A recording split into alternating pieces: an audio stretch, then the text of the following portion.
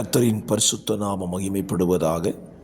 இந்த காலவெளியிலே தினமும் ஒரு நிமிட தேவ செய்திக்கு உங்களை அன்புடன் வரவேற்றுக் கொள்கிறேன். பரலோக ராஜ்யம் யாருக்கு உரியது?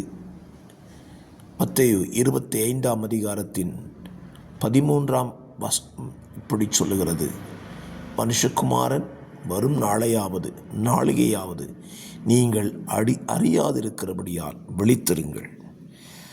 இயேசு வருகிற வேளையை நாம் அறியாமல் இருக்கிறபடினாலே விழித்திருந்து அவர் வருகையில் பிரவேசிக்கிறவர்களுக்குத்தான் பரலோக ராஜ்யம்.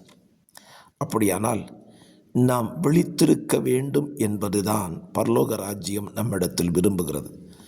நாம் நித்திரை செய்தால் பரலோக ராஜ்யத்தை இழந்துவிடக்கூடிய அபாயம் இருக்கிறது. விழித்திருங்கள், பரலோக ராஜ்யம் உங்களுக்கு சொந்தமாகும். ஆமென்.